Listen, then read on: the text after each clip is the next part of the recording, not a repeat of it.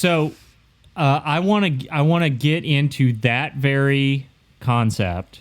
Lead, not follow. Right. And I want to apply that to this new Hyundai Tucson that we just saw a reveal on. Yeah. Let me, if I may, Jay. You may, sir. I need to give a little disclaimer. So ladies and gentlemen, first of all, thank you for watching and subscribing. Telling a friend. If you're watching us on YouTube right now, go ahead and hit that subscribe button, share it. We appreciate that very much. We're gonna get into an opinion piece here on this new Tucson, the 2022 model year. We've got some engine details. We've got some technology details. What else are we gonna get into on this?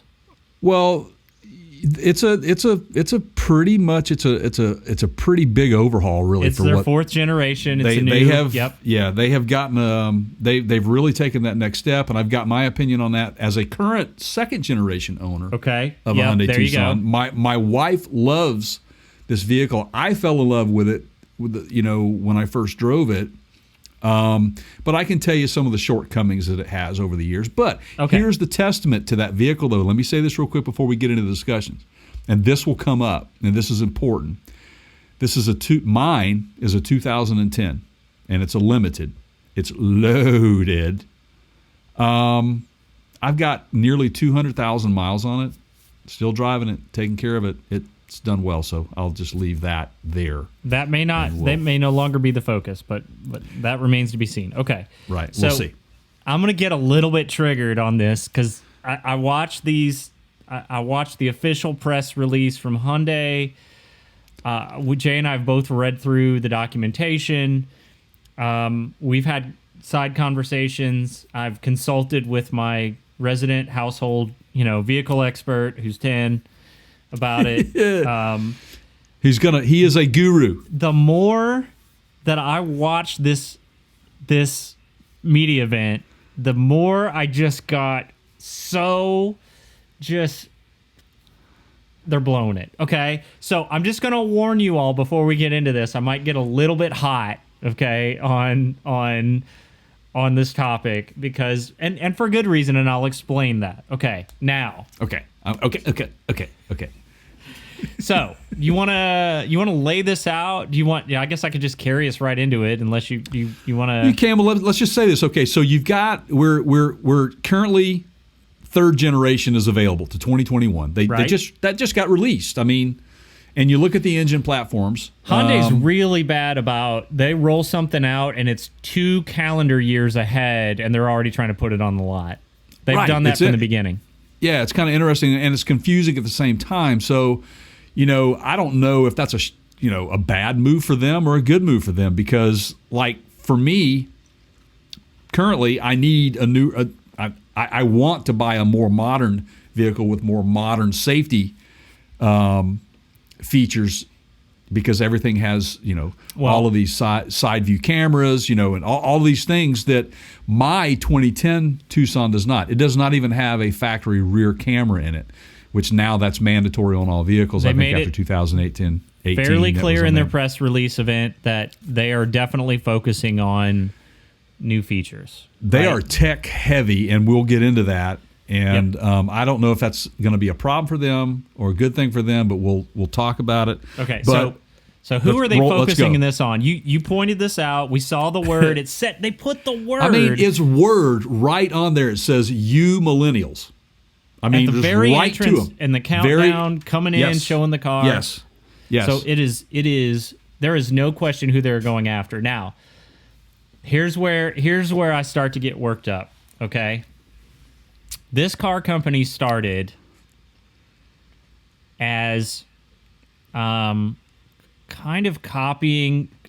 Hyundai and Kia kind of had a reputation when they broke into the U.S. market that they were kind of copying some of the other successful vehicle models in the United States to try to win notoriety, and they leveraged their longevity, the durability of those engines and the dependability of the Asian platform that they were able to go and compete head on with a, for example, this Tucson. A lot of times people would look at the previous generations and go, "That's a Lexus copy." Right. That's the Lexus RX copy. Right. Well, this is 4th generation now. Okay. I watched this, you want to call it a keynote or whatever. And I'm like, okay, this is an Apple. They had the music. It sounded like an Apple keynote. They bring guy out on stage. And I'm like, is this an Avengers trailer? Is this what am I watching here? Are we going to talk about a car? Which, by the way, during the whole time, the background music, I don't know if you got on your nerves or not. It's like being in Vegas, man, in a casino, that. Right. And that's targeting the millennials, I guess. Exactly. And the thing that they are very good at is they are very good at copying what other companies have done with a measure of success. Meaning, Apple does these keynotes really well. Let's take elements of that. But I think we're at a point in the history of Hyundai when it's time to stop copying everybody else. Okay, this is the 4th generation of this vehicle. If this generation is an indication of what they're continuing to do, which is copy, then they're not going to stop copying, because what I saw on the stage there are elements of this vehicle that look like everything that's currently in the U.S. market. Why are they doing this? I mean, I they're don't putting know. CGI in the background. And this guy looks like he's standing on some sort of I don't even know what that MC Escher pattern in the background. And it's right. And also one of the parts where the passenger is actually riding with I think his name was Paul Chu, was what his name was. Yeah, Paul. He just said, "I am Paul." Right. And it's like I felt like I was in a Jurassic Park movie or something with this guy. Right. Did you feel that way? Yes. I mean, it was just kind of kind of weird for me. So I gotta say this, man, and look, I can carefully and respectfully frame this.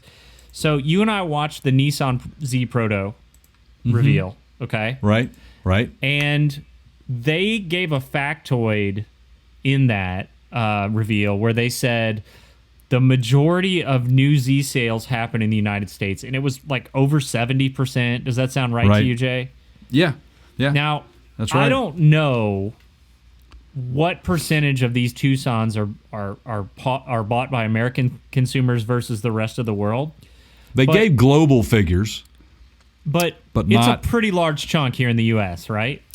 Well, they've sold through the first 3 generations over 7 million. Okay. So there you go. So if it's a considerable part of your sales numbers for that vehicle or that platform, please stop sending somebody out there that doesn't speak. If your English is not your first language, I understand. But you're losing me. I can't follow you. I can't understand what you're saying. And there's this language barrier thing. And I can't. It's so distracting to me. I'm like, wait, what? What? And that may not matter if the majority of your consumers aren't English speaking. But if they are, is it the smartest move to come out there and stumble through some kind of... I just don't, Nissan by comparison, they brought a guy out that spoke perfect English. Okay, so this is a fight we get into at home all the time between Sideshot and myself. Is he watches these car videos, and they did this. They kept referring to this thing as an SUV. Hyundai corporate gets up there on stage and they're like SUV, SUV, SUV, SUV. And I will walk through the room when my son is watching these videos, and I will look at that car and I will go, "Son, that is a crossover. It is not an SUV."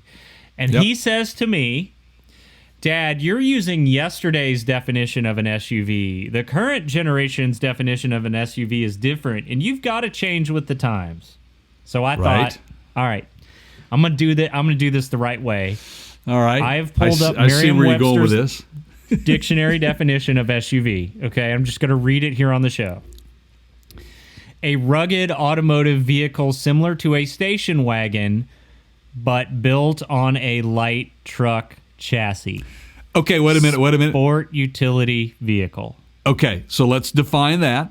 Let's talk about vehicles that are now in the current U.S. market that would fit that. Okay. Bronco. Tahoe. Yep. Actually, an Escalade. I would even go so far as some of the Jeeps, because that's kind of a truck chassis, right? Yeah, I think so. Yeah, some of the Jeeps, and on and on. How about the Toyota Sequoia? Yeah, I would say that's a truck for sure, because it's built on. Isn't it on the what is it? The big Tundra? Yeah. Platform. We go right? 4Runner, right? That's a light truck chassis. I would say it's so. Got That's its own like platform. It's on the Tacoma. Is it on its own, or is it Tacoma platform? Well, it's either way. Tacoma's a light truck. That's right. So your point is well taken there, and I don't think that the definition has changed. You guys need to stop with this station wagon crap and calling them an SUV. It's a CUV. Wouldn't you call that a crossover utility vehicle? Yeah. So I agree with you, and that's a great argument. I think that we welcome the argument. People just comment. And they have got light truck platform vehicles over there at Hyundai. Sure they do. Yes. This ain't one of them. Stop calling it an SUV. It's a car. And I'll take you one further. If you don't believe me, you take their word for it. Go watch them in their presentation use the word car. I stopped counting at a dozen. Dozen times I heard the word car. This car, this car, this car, that car, this car. Okay, it's a car. Right, and let me ask you this question. I told you I was going to get fired up. How many? Yeah, it's okay. Well, let's get even more fired up. Okay, how many trucks out there are front-wheel drive? Yeah. Okay. Okay. Point taken. Right? Yeah. Yeah, exactly. So you call it what you want to call it. We'll call it what we want to call it, and we're not calling it an SUV, even though the marketing term for this thing is an SUV. It's really not. Walks like a duck. Sounds like a duck. So, yeah, let me say this. We have fallen into that trap in the industry of categorizing these things as what they are. We need to branch that out. I think for simplification, this is what they do, and I don't know who's driving that.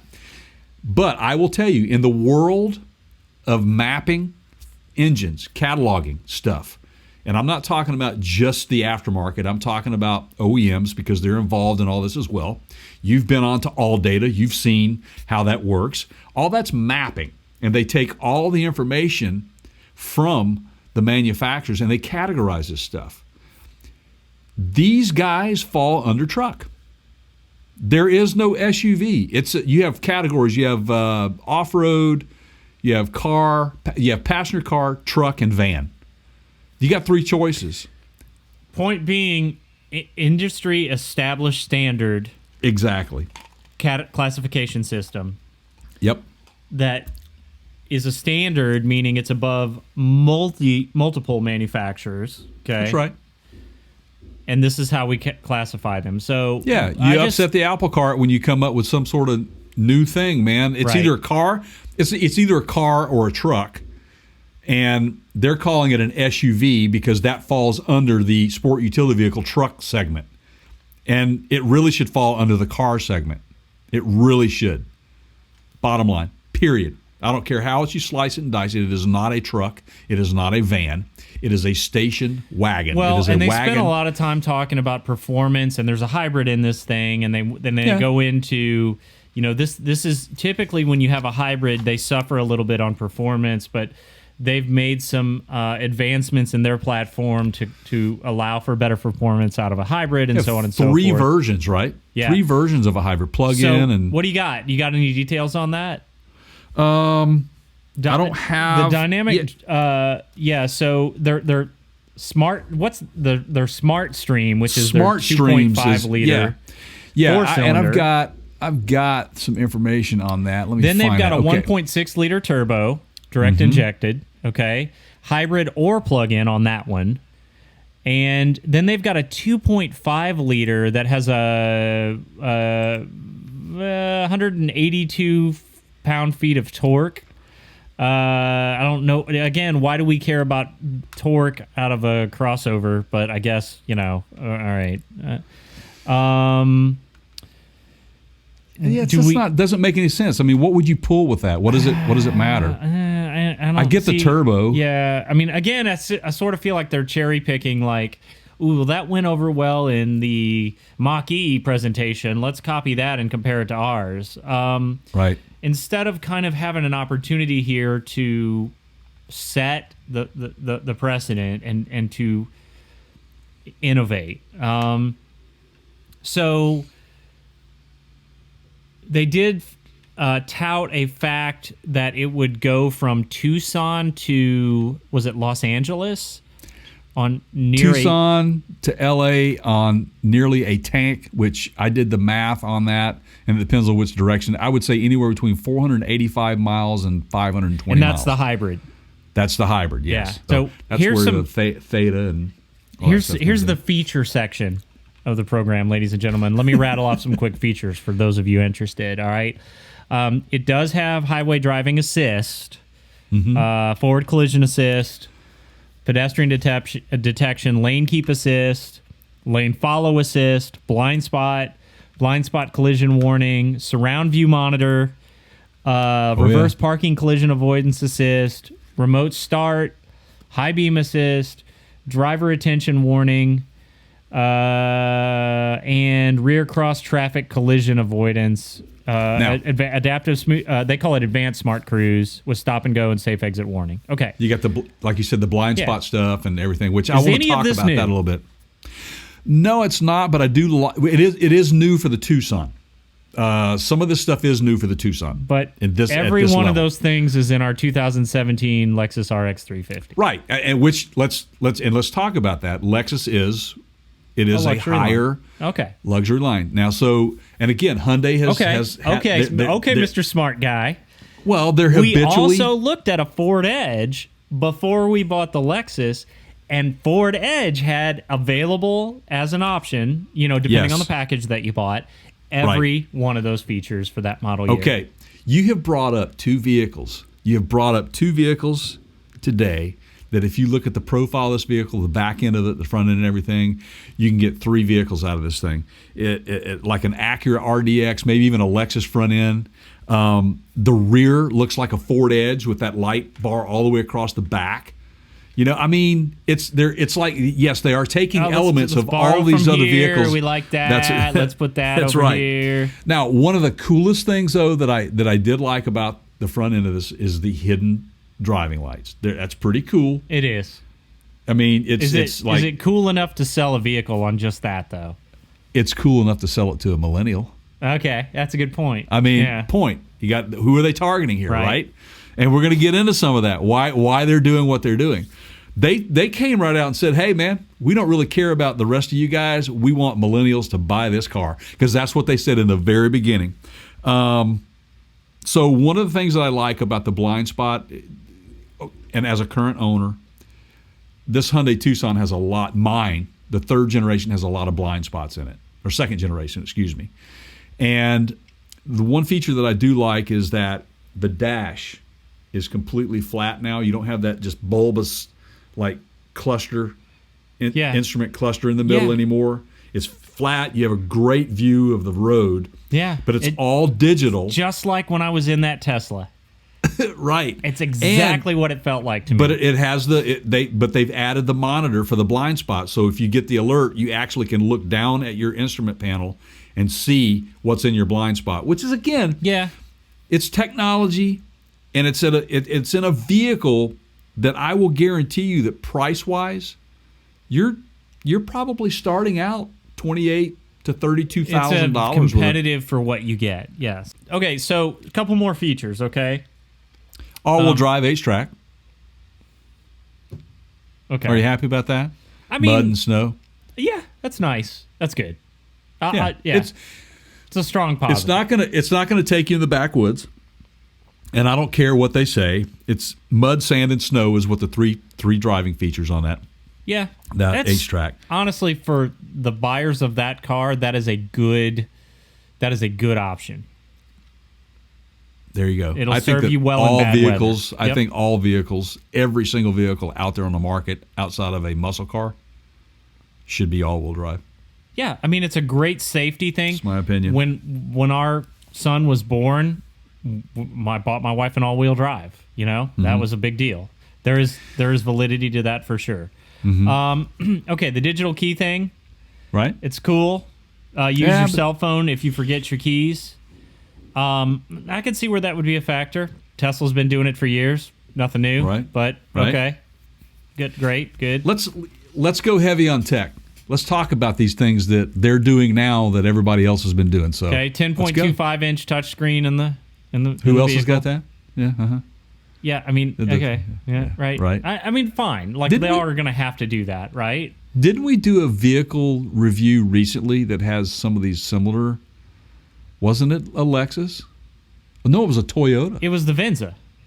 The new Venza. That's right. Yeah. The Toyota Venza. Yeah. Okay. Let's see. Apple CarPlay and Android Auto. So smart move there, right? Yeah. They do have the smaller 8-inch touchscreen version available.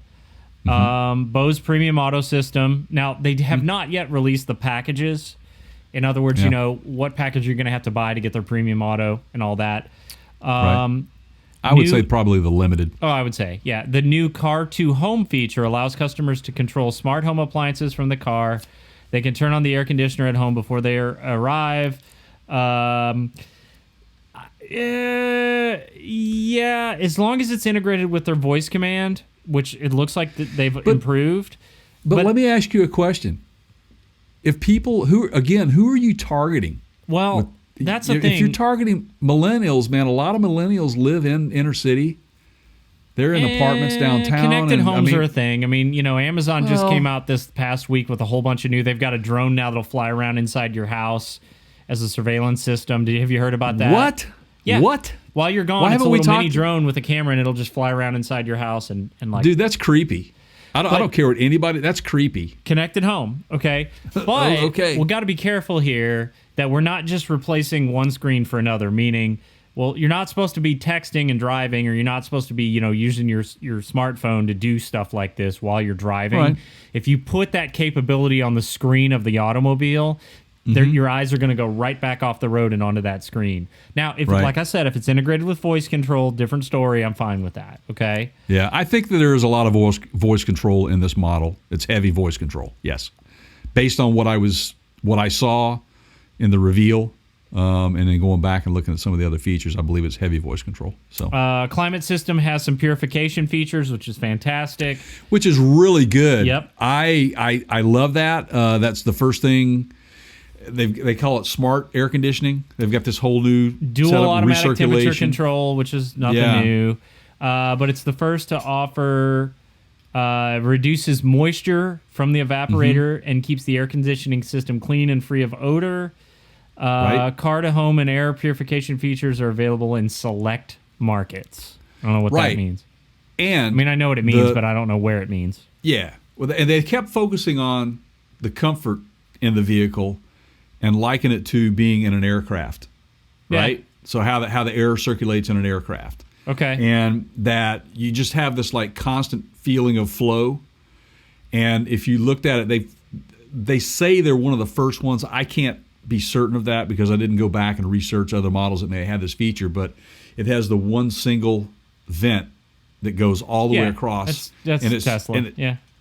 So there you go. I mean, but still, for a car like this, they're putting a lot of heavy features like this creature comfort stuff into this.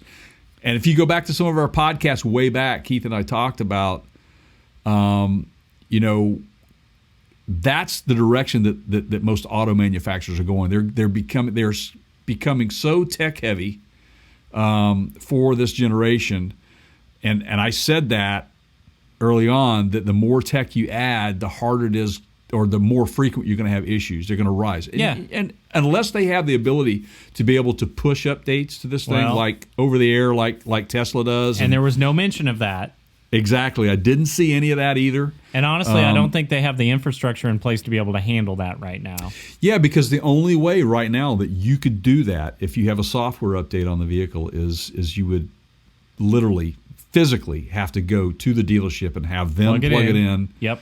And go through that whole thing. So yeah, I think don't get fooled by that. You know, overall, I'm not I guess the vehicle itself I expect is going to be pretty solid. I mean, if and when we get the chance to drive one, we can speak to that a little bit more. They're not out for touch and feel yet. But right.